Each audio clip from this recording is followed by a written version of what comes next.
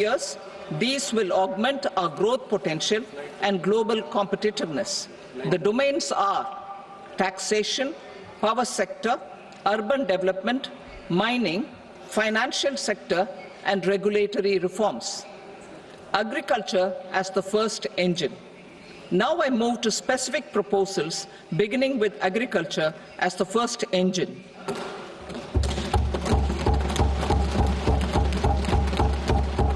Prime Minister Dhan Dhanya Krishi Yojana, developing agri-districts program.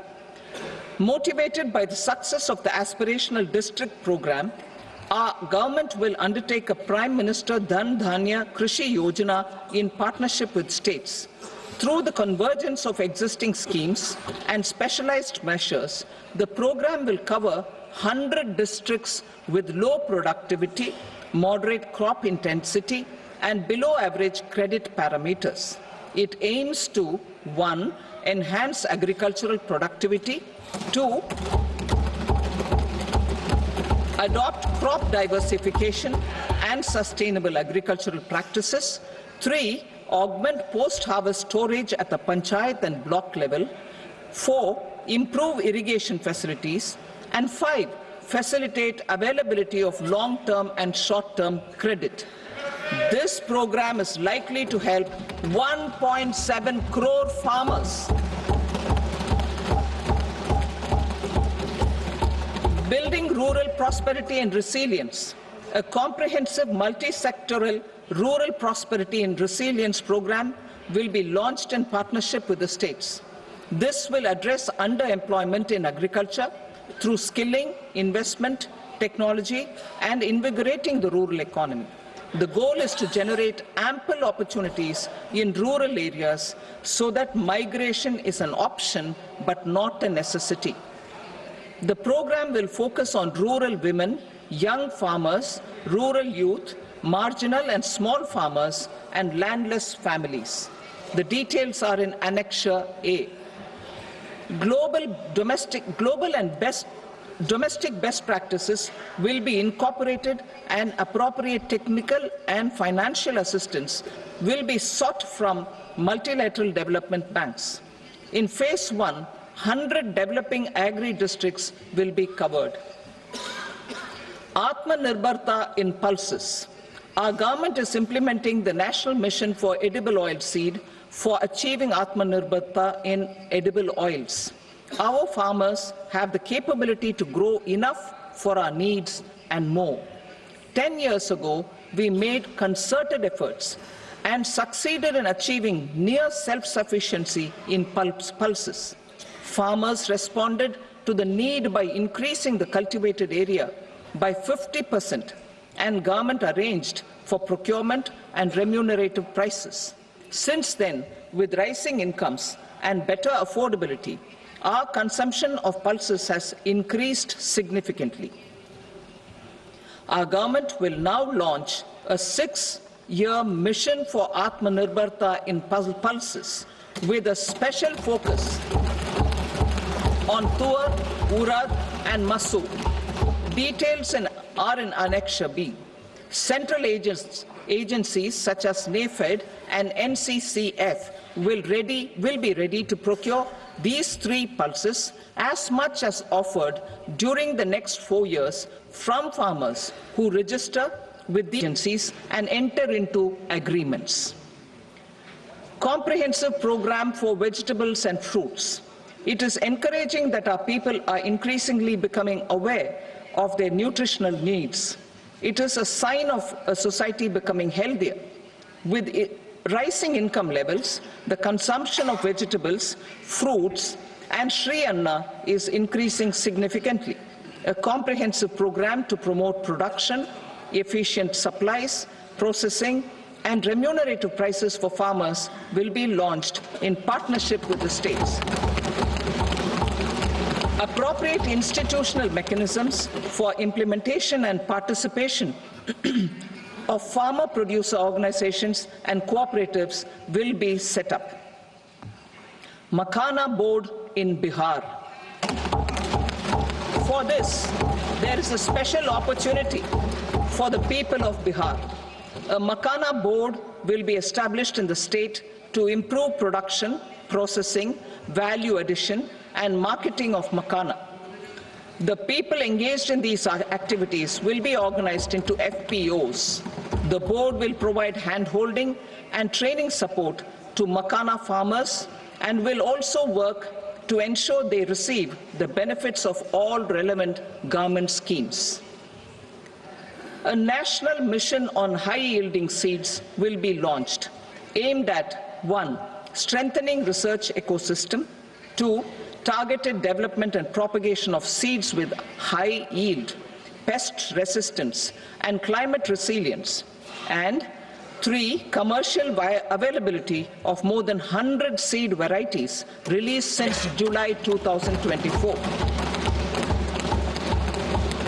India ranks second largest globally in fish production and aquaculture.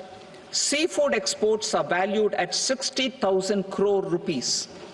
To unlock the untapped potential of the marine sector, our government will bring in an enabling framework for sustainable harnessing of fisheries from Indian exclusive economic zone and high seas, with a special focus on the Andaman and Nicobar and Lakshadweep Islands. For the benefit of lakhs of cotton growing farmers, I am pleased to announce a mission for cotton productivity. This 5-year mission will facilitate significant improvements in productivity and sustainability of cotton farming and promote extra long staple cotton varieties. The best of science and technology support will be provided to farmers. Aligned with our integrated 5F vision for the textile sector, this will help in increasing incomes of the farmers and ensure a steady supply of quality cotton for rejuvenating India's traditional textile sector. Kisan credit cards facilitate short-term loans for 7.7 crore farmers, fishermen, and dairy farmers. The loan limit under modified interest subvention scheme will be enhanced from 3 lakh rupees to 5 lakh rupees for loans taken through the KCC. For Atmanirbharta in urea production, our government had reopened 3 dormant urea plants in the eastern region. To further augment urea supply, a plant with annual capacity of 12.7 lakh metric tons will be set up at Namrup in Assam.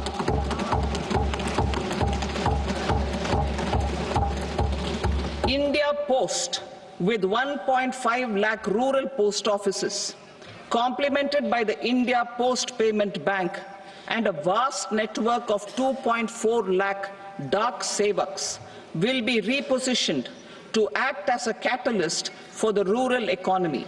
Details are at Annexure C. India Post will also be transformed as a large public logistics organization. This will meet the rising needs of Vishwakarmas, new entrepreneurs, women, self-help groups, MSMEs, and the large business organizations. Our government will provide support to NCDC for its lending operations for the cooperative sector. MSMEs as the second engine. Now I move to MSMEs as the second engine, which encompasses manufacturing and services with a focus on MSMEs numbering 5.7 crores.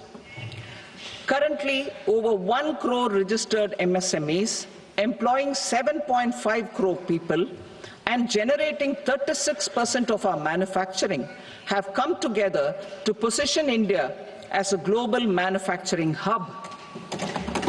With their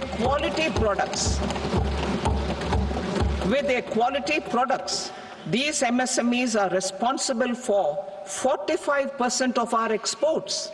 To help them achieve higher efficiencies of scale, technological upgradation, and better access to capital, the investment and turnover limits for classification of all MSMEs will be enhanced to 2.5 and 2 times respectively.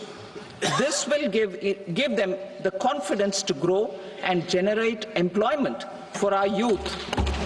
The details are given in Annexure D. To improve access to credit, the credit guarantee cover will be enhanced. First, for micro and small enterprises from 5 crore to 10 crore rupees, leading to additional credit of 1.5 lakh crores in the next 5 years. Second, for startups from 10 crore rupees to 20 crore rupees, with the guarantee fee being moderated to 1% for loans in 27 focus sectors which are important for Atmanirbhar Bharat. And for well-run exporter MSMEs, for term loans up to 20 crore rupees. Also for the micro enterprises, we will introduce customized credit cards with a 5 lakh rupee limit for micro enterprises registered on Udyam portal. In the first year, 10 lakh such cards will be issued. Fund of funds for startups. The Alternate Investment Fund, AIFs, for startups have received commitments of more than 91,000 crores rupees. These are supported by the fund of funds set up with the Government of India's contribution of 10,000 crore rupees. Now, a new fund of funds with expanded scope and a fresh contribution of another 10,000 crore rupees will be set up. A new scheme will be launched for 5 lakh women, scheduled castes and scheduled tribes, first-time entrepreneurs. This will provide term loans up to 2 crore rupees during the next 5 years. The scheme will incorporate lessons from the successful Stand Up India scheme. Online capacity building for entrepreneurship and managerial skills will also be organized. Measures for labor-intensive sectors. To promote employment and entrepreneurship opportunities in labor-intensive sectors, our government will undertake specific policy and facilitation measures. To enhance the productivity, quality, and competitiveness of India's footwear and leather sector, a focused product scheme will be implemented. The scheme will support design capacity, component manufacturing, and machinery required for production of non-leather quality footwear, besides the support for leather footwear and products. The scheme is expected to facilitate employment for 22 lakh persons, generate over 4 lakh crore rupees, and exports of over 1.1 lakh crore rupees. Measures for the toys sector. Building on the National Action Plan for Toys, we will implement a scheme to make India a global hub for toys. The scheme will focus on development of clusters, skills, and a manufacturing ecosystem that will create high-quality, unique, innovative, and sustainable toys that will represent the Made in India brand. Support for food processing. In line with our commitment towards Purvodaya, we will establish a National Institute of Food Technology, Entrepreneurship, and Management in Bihar. The institute will provide a strong fillip to food processing activities in the entire eastern region. This will result in 1. Enhanced income for the farmers through value addition to their produce, and 2. Skilling entrepreneurship and employment opportunities for the youth. Manufacturing mission, furthering Make in India. Our government will set up a national manufacturing mission covering small, medium and large industries for furthering Make in India by providing policy support, execution roadmaps, governance and monitoring framework for central ministries and states. Details are in Annexure E. Given our commitment to climate-friendly development, the mission will also support clean tech manufacturing. This will aim to improve domestic value addition and build our ecosystem for solar PV cells, EV batteries, motors and controllers, electrolyzers, wind turbines, very high voltage transmission equipment and grid-scale batteries. Investment as the third engine. Now I move to investment as the third engine, which encompasses investing in people, investing in the economy, and investing in innovation. Investing in people. Saksham Anganwadi and Poshan 2.0. Saksham Anganwadi and Poshan 2.0 program provides nutritional support to more than 8 crore children, 1 crore pregnant women and lactating mothers all over the country, and about 20 lakh adolescent girls in aspirational districts and the Northeast region. The cost norms for these nutritional support will be enhanced appropriately. Atal Tinkering Labs. 50,000 Atal Tinkering Labs will be set up in government schools in the next 5 years to cultivate the spirit of curiosity and innovation and foster a scientific temper among young minds. Broadband connectivity to government secondary schools and PHCs. Broadband connectivity will be provided to all government secondary schools and primary health centers in rural areas under the BharatNet project. Bharatiya Bhasha Pustak Scheme. We propose to implement a Bharatiya Bhasha Pustak scheme to provide digital form Indian language books for schools and for higher education. This aims to help students understand their subjects better and in their language.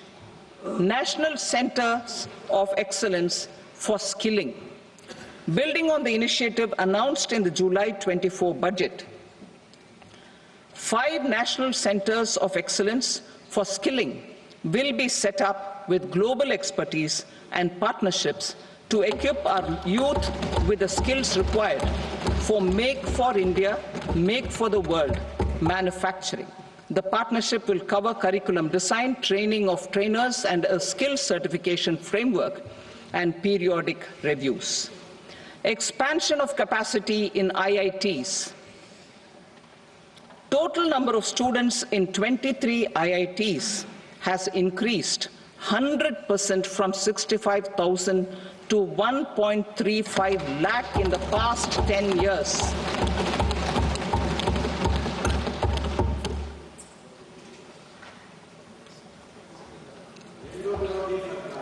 Additional infrastructure will be created in the 5 IITs started after 2014 to facilitate education for 6,500 more students. Hostel and other infrastructure capacity at IIT Patna will also be expanded.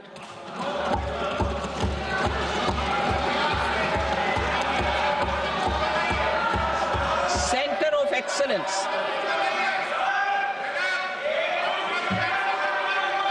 Center of Excellence in AI for Education.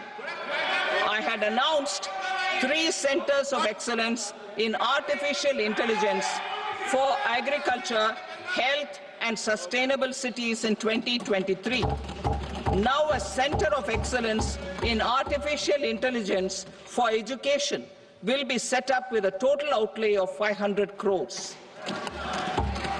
Expansion of medical education. Our government has added almost 1.1 lakh undergraduate and postgraduate medical education seats in 10 years, an increase of 130%. In the next year, 10,000 additional seats will be added in medical colleges and hospitals towards the goal of adding 75,000 seats in the next 5 years. Daycare cancer centers in all district hospitals. Our government will facilitate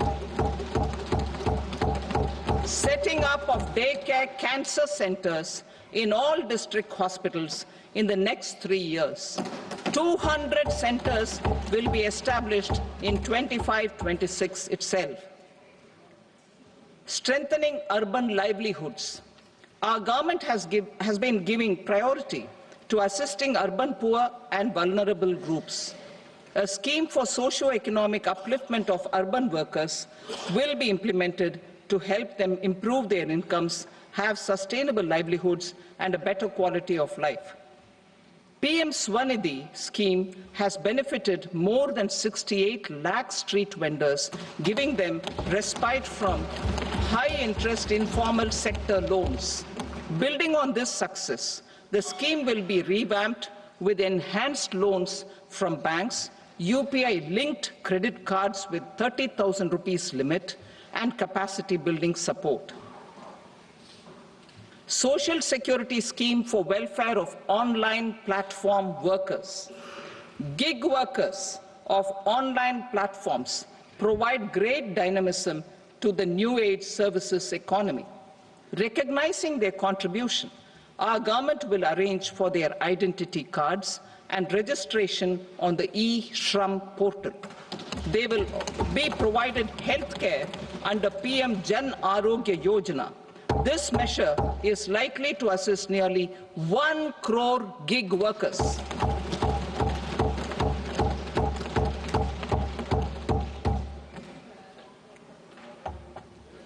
Investing in the economy. Public-private partnership in infrastructure. Each infrastructure-related ministry will come up with a 3-year pipeline of projects that can be implemented in PPP mode. States will also be encouraged to do so and can seek support from the India Infrastructure Project Development Fund, which is a scheme to prepare PPP proposals. Support to states for infrastructure. An outlay of 1.5 lakh crore is proposed for the 50-year interest-free loans to states for capital expenditure and incentives for reforms. Building on the success of the first asset monetization plan announced in 2021, the second plan for 2025 to 30 will be launched to plow back capital of 10 lakh crore in new projects. Regulatory and fiscal measures will be fine-tuned to support the plan. Jal Jeevan Mission. Since 2019, 15 crore households representing 80% of India's rural population have been provided access to portable tap water connections. To achieve 100% coverage, I am pleased to announce the extension of this mission until 2028 with an enhanced total outlay. The mission's focus will be on the quality of infrastructure and O&M of rural piped water supply schemes through Jan Bhagidari. A separate MOU or separate MOUs will be signed with the states and union territories to ensure sustainability and citizen-centric water services delivery. Urban sector reforms. Building on the July budget proposals, urban sector reforms related to governance, municipal services, urban land and planning will be incentivized. Urban Challenge Fund. The government will set up an Urban Challenge Fund of 1 lakh crore rupees to implement the proposals for cities as growth hubs, creative redevelopment of cities, and for water and sanitation purposes announced in the July budget. This fund will finance up to 25% of the cost of bankable projects with a stipulation that at least 50% of the cost is funded from bonds, bank loans, and PPPs. An allocation of 10,000 crore is proposed in 2025-26. Power sector reforms. We will incentivize electricity distribution reforms and augmentation of intrastate transmission capacity by states. This will improve financial health and capacity of electricity companies. Additional borrowing of 0.5% of GSDP will be allowed to states contingent on these reforms. Nuclear energy mission for Vikasit Bharat. Development of at least 100 gigawatt of nuclear energy by 2047 is essential for our energy transition efforts. For an active partnership with the private sector towards this goal, amendments to the Atomic Energy Act and the Civil Liability for Nuclear Damage Act will be taken up. A nuclear energy mission for research and development of small modular reactors with an outlay of 20,000 crore will be set up. At least 5 indigenously developed small modular reactors will be operationalized by 2033. Shipbuilding. The shipbuilding financial assistance policy will be revamped to address cost disadvantages. This will also include credit notes for shipbreaking in Indian yards to promote the circular economy. Large ships above a specified size will be included in the infrastructure harmonized master list. Shipbuilding clusters will be facilitated to increase the range, categories, and capacity of ships. This will include additional infrastructure, facilities, skilling, and technology to develop the entire ecosystem. Maritime Development Fund. For long-term financing for the maritime industry, a Maritime Development Fund with a corpus of 25,000 crore rupees will be set up. This will be for distributed support and promoting competition. This will have up to 49% contribution by the government, and the balance will be mobilized from ports and from private sector. UDAN regional connectivity schemes. UDAN has enabled 1.5 crore middle-class people to meet their aspirations for speedier travel. The scheme has connected 88 airports, and operationalized 619 routes.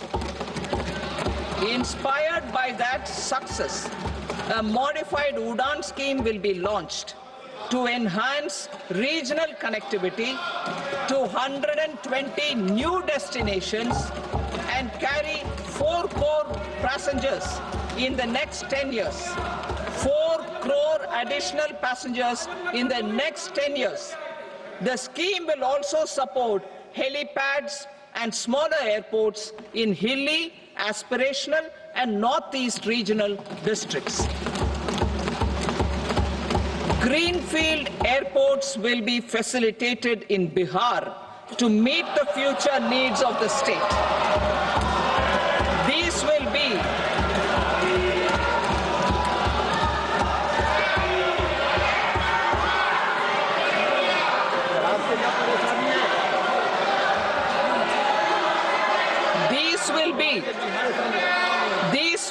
in addition to the expansion of the capacity of Patna Airport and a brownfield airport in Beta. Western Kosi Canal project in Mithilanchal.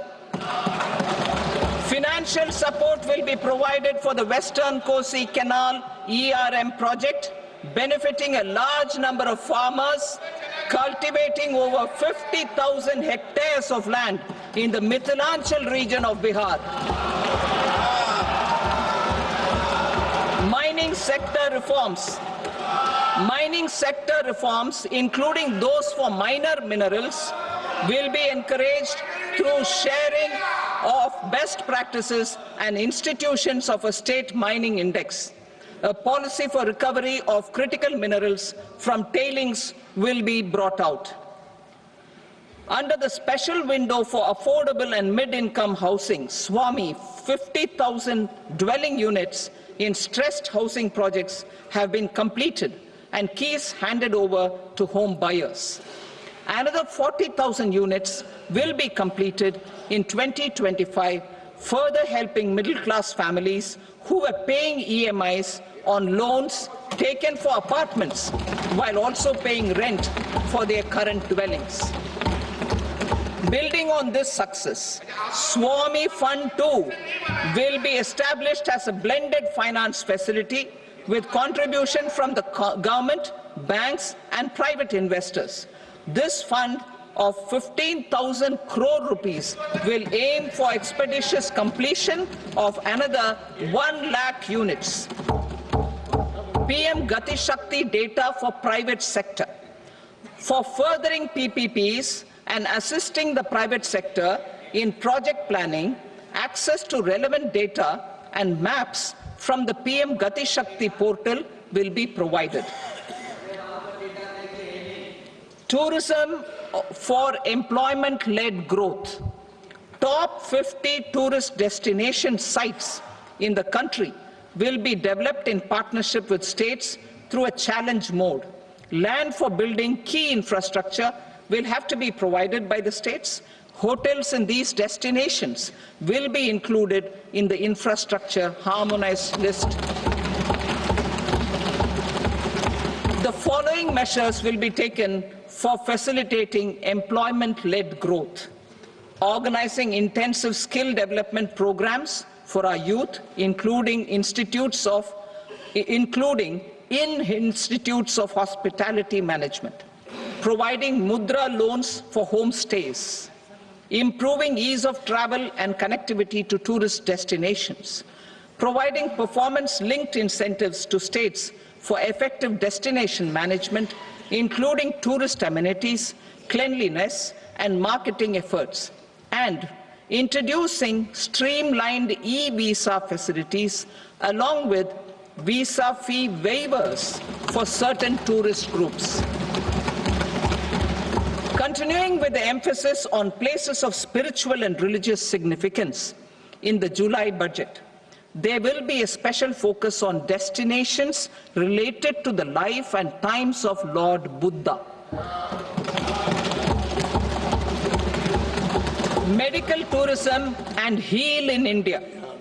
Medical tourism and heal in India will be promoted in partnership with the private sector, along with capacity building and easier visa norms.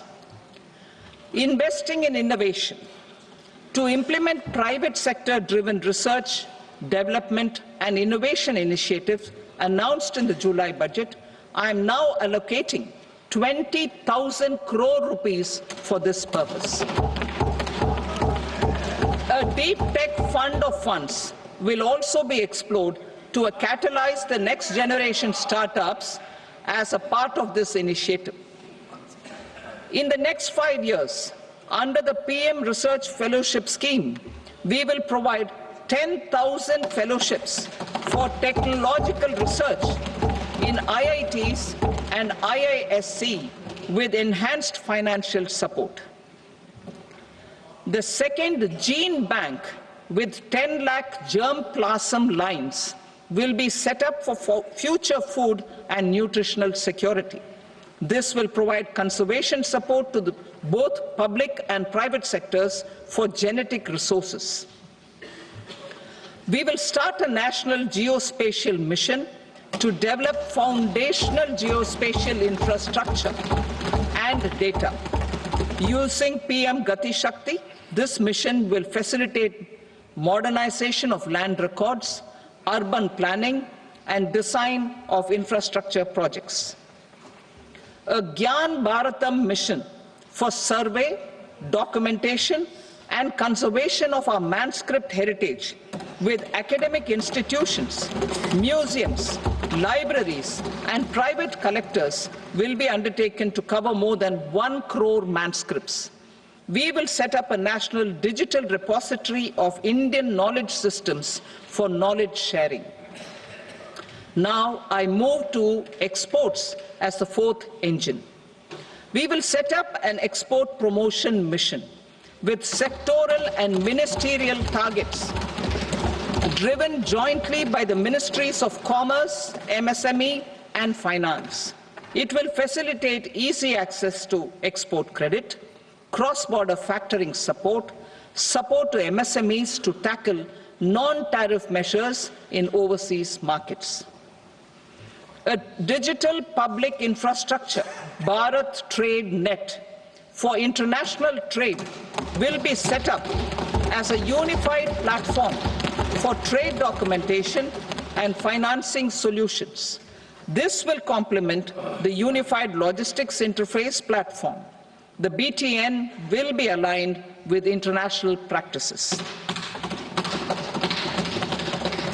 Support will be provided to develop domestic manufacturing capacities for our economy's integration with global supply chains. Sectors will be identified based on objective criteria. Facilitation groups with participation of senior officers and industry representatives will be formed for select products and supply chains. Through this, there are huge opportunities related to Industry 4.0, which needs high skills and talent. Our youth have both. Our government will support the domestic electronic equipment industry to leverage this opportunity for the benefit of our youth. A national framework will be formulated as guidance to states for promoting global capability centers in emerging Tier 2 cities. This will suggest measures for enhancing availability of talent and infrastructure, building bylaw reforms, and mechanisms for collaboration with industry. Our government will facilitate upgradation of infrastructure and warehousing for air cargo, including high-value perishable horticultural produce. Cargo screening and customs protocol will be streamlined and made user-friendly. Reforms as the fuel. Over the past 10 years, our government has implemented several reforms for convenience of taxpayers, such as faceless assessment, 2, taxpayer charter, 3, faster returns, 4, almost 99% returns being on self-assessment, and 5, Vivad Se Vishwas scheme.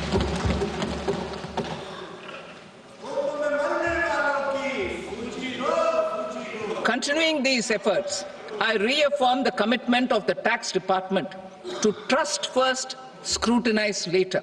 I also propose to introduce the new income tax bill next week. I will detail the indirect tax reforms and changes in direct taxes in Part B. Financial sector reforms.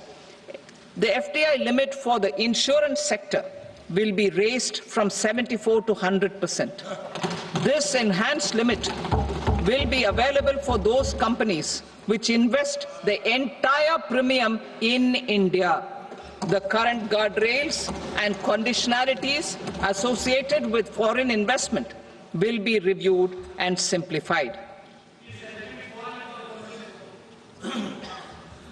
The services of India Post Payment Bank will be deepened and expanded in rural areas. NABFID will set up a partial credit enhancement facility for corporate bonds for infrastructure. Public sector banks will develop Grameen Credit Score framework to serve the credit needs of SHG members and people in rural areas. A forum for regulatory coordination and development of pension products will be set up.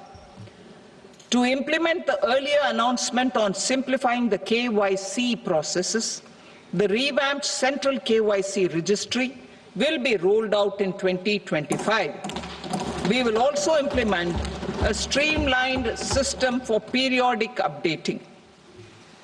Requirements and procedures for speedy approval of company mergers will be rationalized. The scope for fast-track mergers will also be widened and the process made simpler.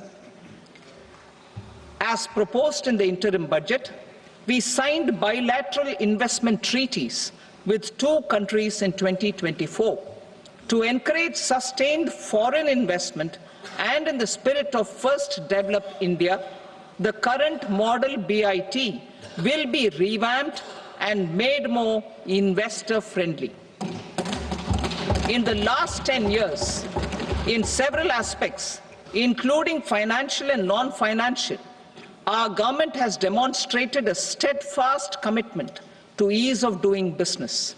We are determined to ensure that our regulations must keep up with technological innovations and global policy developments. A light-touch regulatory framework based on principles and trust will unleash productivity and employment.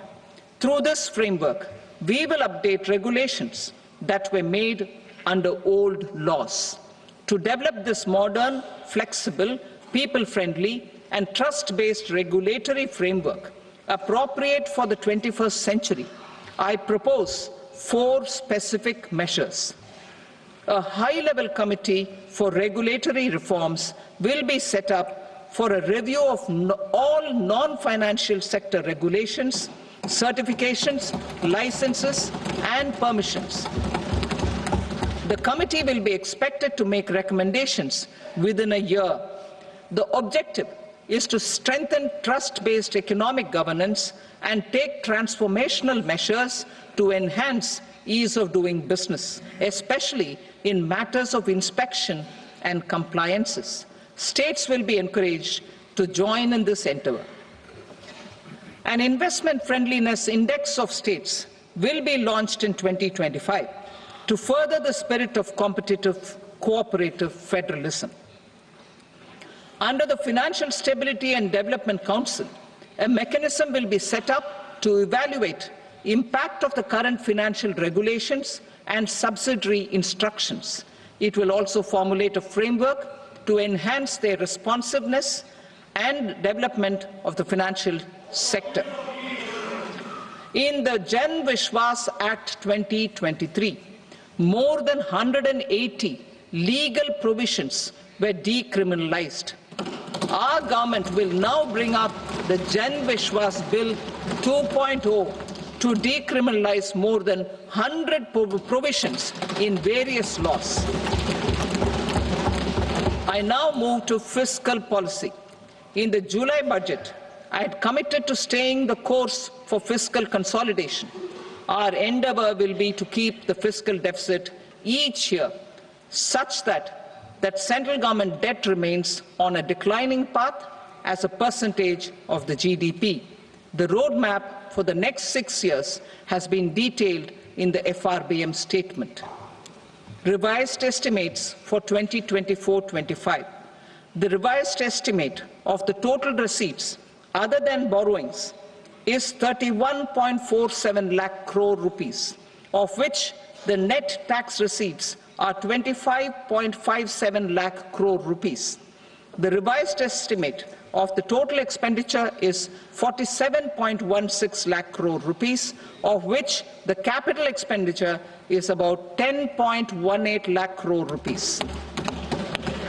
The revised estimate of the fiscal deficit is 4.8% of the GDP. Budget estimates for 25-26. Coming to 25-26, the total receipts other than borrowings and total expenditure are estimated at 34.96 lakh crore rupees and 50.65 lakh crore rupees respectively.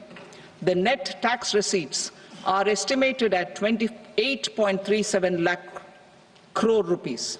The fiscal deficit is estimated to be 4.4% of GDP. To finance the fiscal deficit, the net market borrowings from dated securities are estimated at 11.54 lakh crore. The balance financing is expected to come from small savings and other sources. The gross market borrowings are estimated at 14.82 lakh crore rupees. I will now move to Part B. Indirect taxes.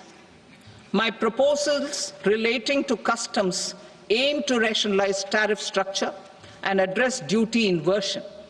These will also support domestic manufacturing and value addition, promote exports, facilitate trade, and provide relief to common people. Rationalization of customs tariff structure for industrial goods. As a part of comprehensive review of customs rate structure announced in July 2024 budget, I propose to 1. Remove 7 tariff rates. This is over and above the 7 tariff rates removed in 23-24 budget. After this, there will be only 8 remaining tariff rates, including 0 rate. 2. Apply appropriate cess to broadly maintain effective duty incidence, except on a few items where such incidence will reduce marginally. 3. Levy not more than 1 cess or surcharge. Therefore, I propose to exempt social welfare surcharge on 82 tariff lines that are subject to a cess. I shall now take up sector-specific proposals.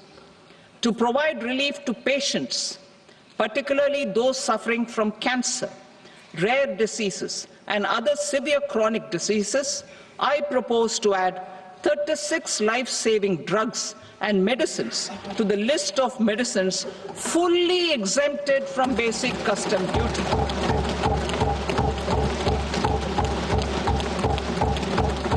I also propose to add 6 life-saving medicines to the list attracting concessional custom duty of 5%.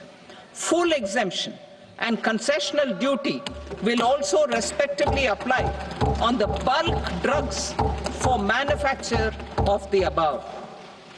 Specified drugs and medicines under patient assistance programs run by the pharmaceutical companies are fully exempt from BCD, provided the medicines are supplied free of cost to the patients. I propose to add 37 more medicines along with 13 new patient assistance programs. Support to domestic manufacturing and value addition. Critical minerals.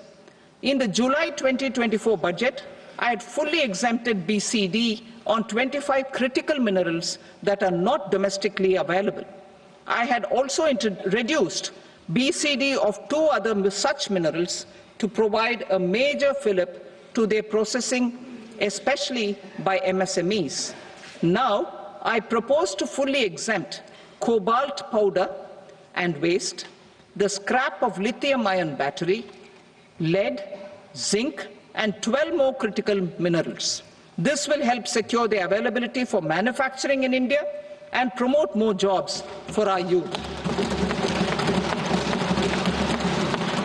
To promote domestic production of technical textile products such as agro-textiles, medical textiles, and geotextiles at competitive prices, I propose to add 2 more types of shuttle-less looms to the list of fully exempted textile machinery. I also propose to revise the BCD rate on knitted fabrics covered by 9 tariff lines from 10 or 20 to 20% or 115 rupees per kg, whichever is higher. Electronic goods. In line with our Make in India policy and to rectify inverted duty structure, I propose to increase the BCD on interactive flat panel display from 10% to 20% and reduce the BCD to 5% on open cell and other components. In 23-24 budget, for the manufacture of open cells of LCD, LED TVs, I had reduced the BCD on parts of open cells from 5% to 2.5%. To further boost the manufacture of such open cells, the BCD on these parts will now stand exempted. Lithium-ion battery. To the list of exempted capital goods, I propose to add 35 additional capital goods for EV battery manufacturing and 28 additional capital goods for mobile phone battery manufacturing. This will boost domestic manufacture of lithium-ion batteries, both for mobile phones and for electric vehicles. Shipping sector. Considering that shipbuilding has a long gestation period, I propose to continue the exemption of BCD on raw materials, components, consumables, or parts for the manufacture of ships for another 10 years.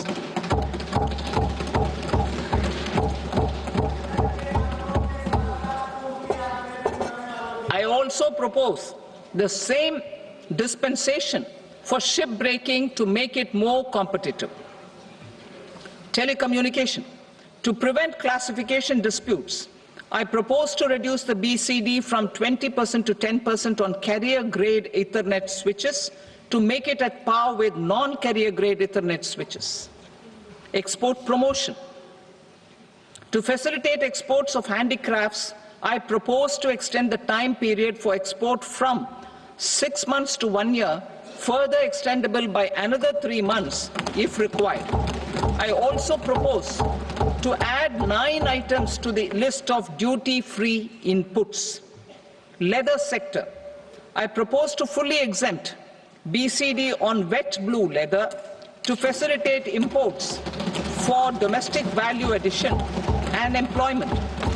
I also propose to exempt crust leather from 20% export duty to facilitate exports by small tanners. Marine products. To enhance India's competitiveness in the global seafood market, I propose to reduce BCD from 30% to 5% on frozen fish paste, surimi, for manufacture and export of its analog products. I also propose to reduce BCD from 15% to 5% on fish hydrolysates for manufacture of fish and shrimp feed. In July 2024 budget, to promote development of domestic MROs for aircraft and ships, I had extended the time limit for export of foreign origin goods that were imported for repairs from 6 months to 1 year and further extendable by 1 year. I now propose to extend the same dispensation for railway goods. Time limit for provisional assessment. Presently, the Customs Act 1962 does not provide any time limit to finalize provisional assessments, leading to uncertainty and cost to trade. As a measure of promoting ease of doing business, I propose to fix a time limit of 2 years, extendable by a year, for finalizing the provisional assessment. I propose to introduce a new provision that will enable importers or exporters, after clearance of goods, to voluntarily declare material facts and pay duty with interest but without penalty. This will incentivize voluntary compliance. However, this will not apply in cases where department has already initiated audit or investigation proceedings. For industry to better plan their imports, I propose to extend the time limit for the end use of imported inputs in the relevant rules from 6 months to 1 year. This will provide operational flexibility in view of cost and uncertainty of supply. Further, such importers will now have to file only quarterly statements instead of a monthly statement.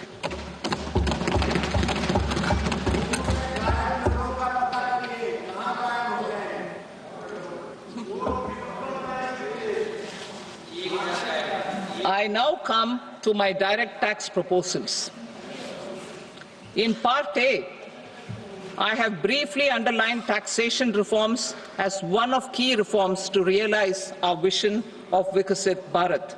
In respect of criminal law, our government had earlier ushered in Bharatiya Nyaya Sanhita, replacing Bharatiya Danda Sanhita.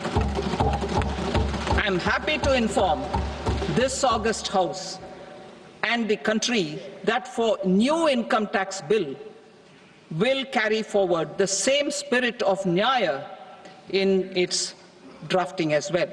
The new bill will be clear and direct in text, with close to half of the present law in terms of both chapters and words. It will be simple to understand for taxpayers and tax administrators, leading to tax certainty and reduced litigation. Reforms, however, are not a destination. They are means to achieve good governance for our people and economy. Providing good governance primarily involves being responsive. The Tirukural captures this in verse 542, which reads, "Vaanokki vaazhum ulagallam, mannavan kol nokki vaazhum kudi," meaning, just as the living beings live expecting rains, citizens live expecting good governance. Our government is committed to keeping an ear to the ground and a finger on the pulse and responding while balancing our national building efforts.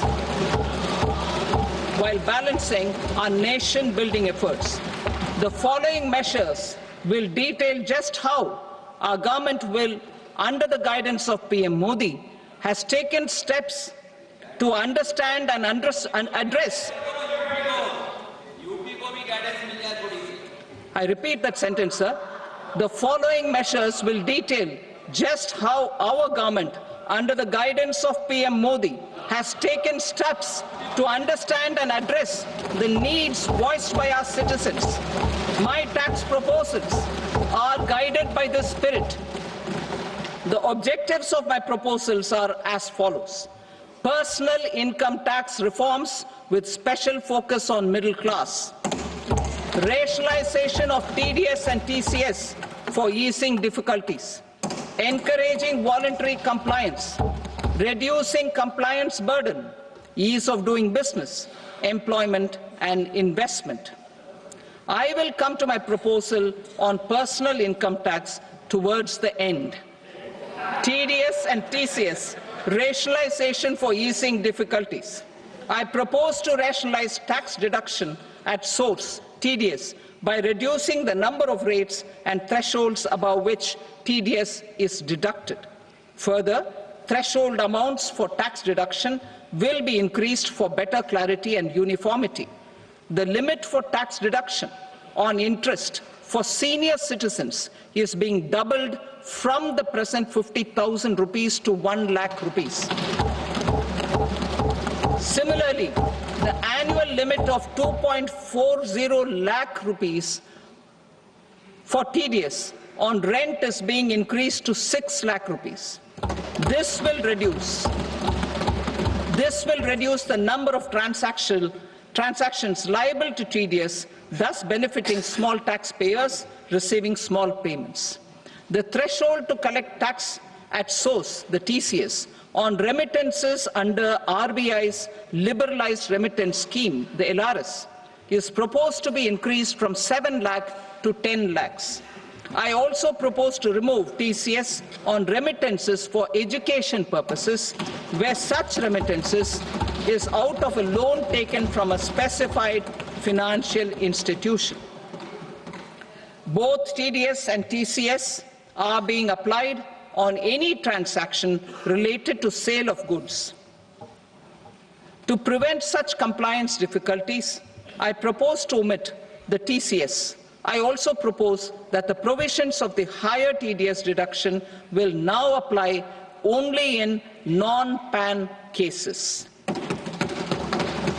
In July 2024, the delay for payment of TDS up to the due date of filing statement was decriminalized.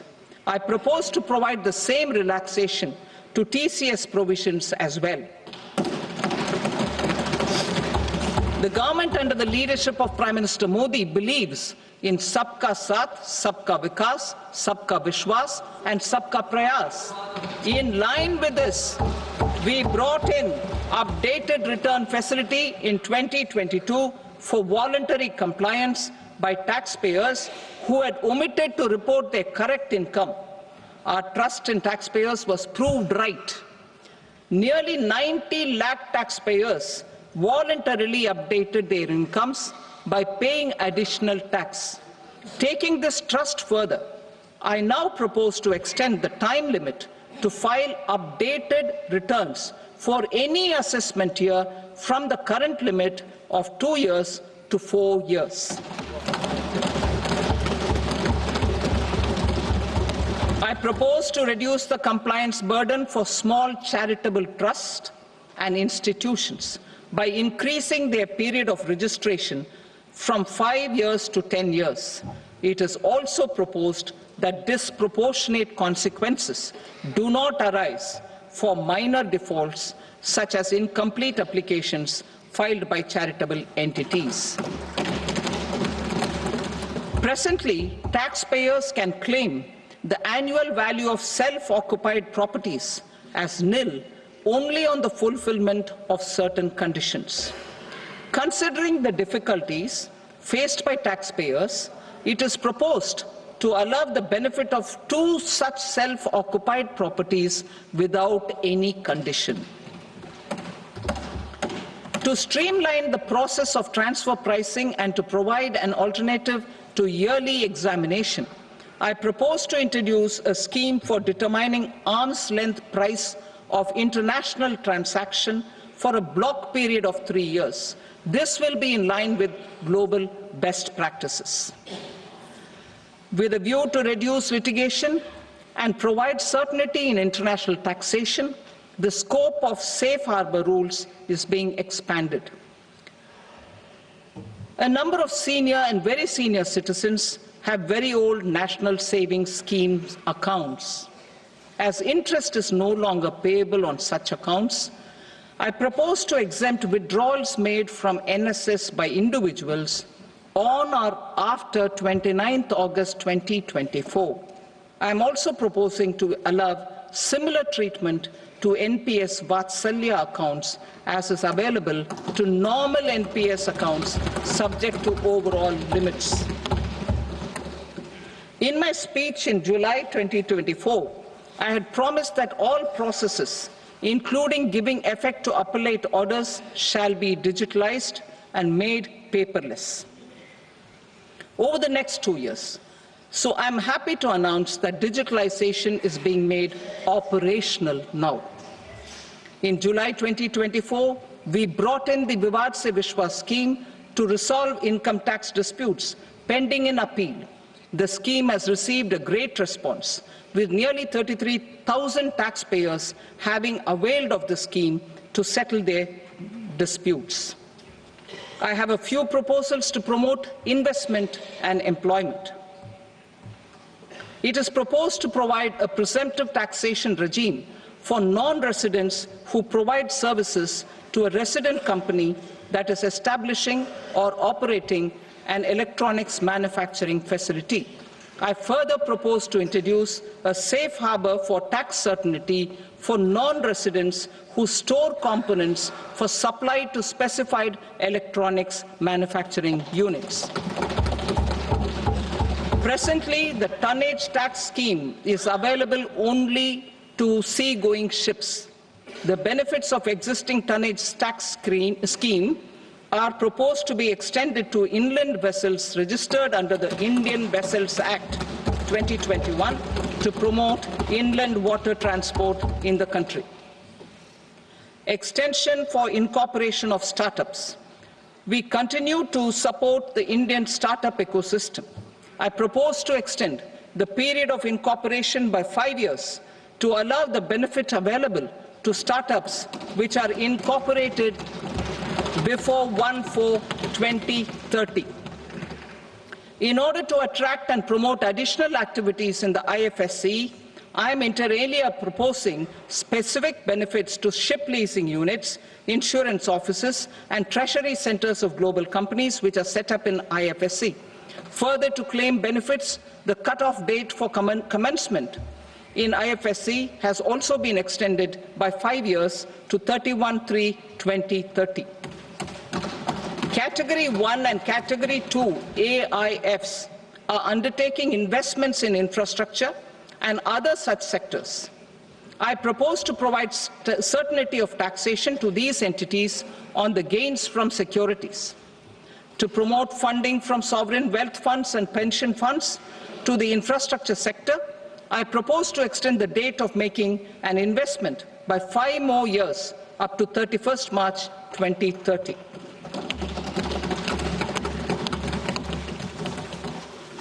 Personal income tax reforms with special focus on middle class. Democracy, demography, and demand are the key support pillars in our journey towards Vikasit Bharat. The middle class provides strength for India's growth. This government, under the leadership of Prime Minister Modi, has always believed in the admirable energy and ability of the middle class in nation building. In recognition of their contribution,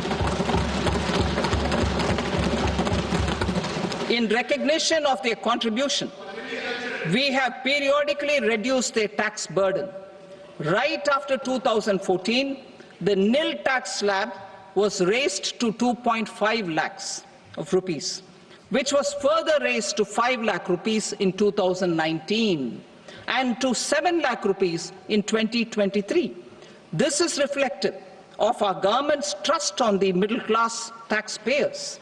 I am now happy to announce that there will be no income tax payable up to income of 12 lakh rupees.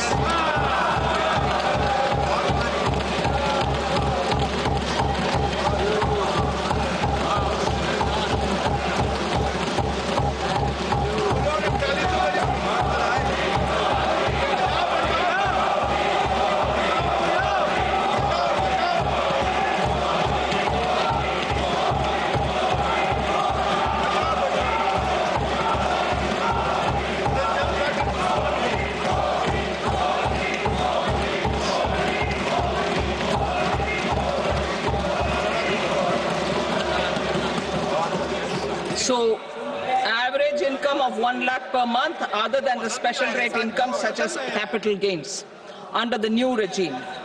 This limit will be 12.75 lakh for salaried taxpayers due to the standard deduction of 75,000.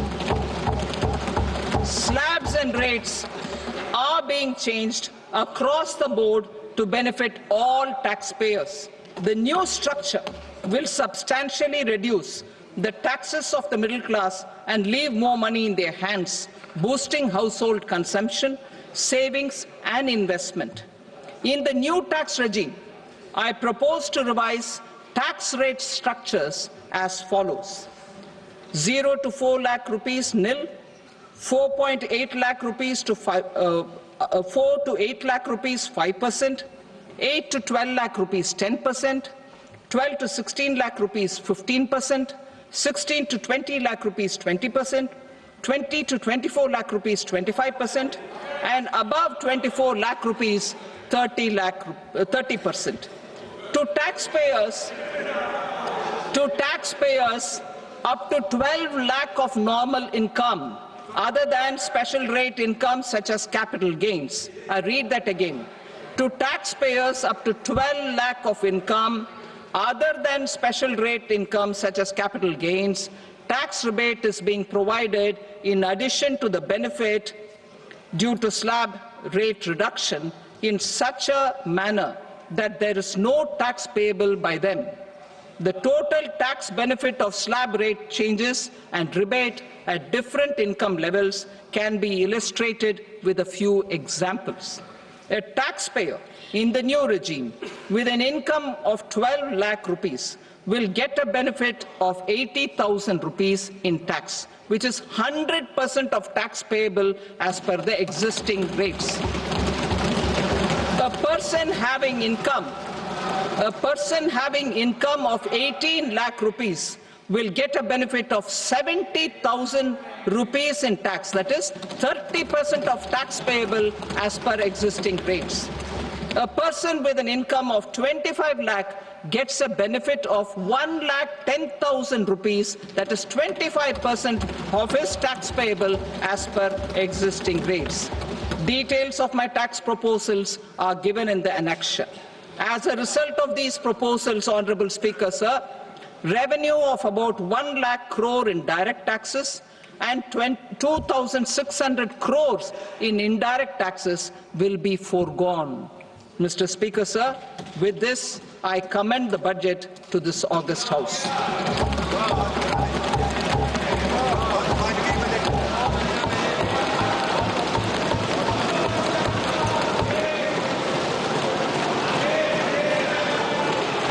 Item number 2, Srimati Nirmala Sitharaman.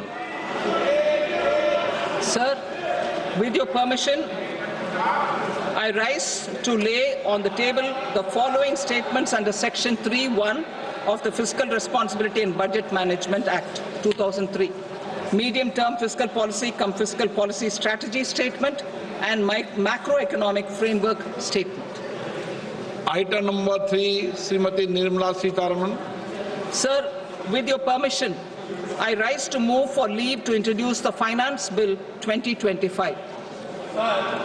प्रश्न ये है कि विधेयक को पुनर्स्थापित करने की अनुमति प्रदान की जाए। जो सदस्य इसके पक्ष में हाँ गए, जो सदस्य विरोध में ना गए, मेरे विचार में निर्णय हाँ वालों के पक्ष में हुआ, हाँ वालों के पक्ष में अनुमति प्रदान की जाती है। माननीय मंत्री जी, अब विधेयक को पुनर्स्थापित करें। Sir, I introduce the bill. Thank you. सभा की कार्रवाई सोमवार दिनांक 3 फरवरी 2025 को प्राप्त 11 बजे तक के लिए स्थगित की जाती है।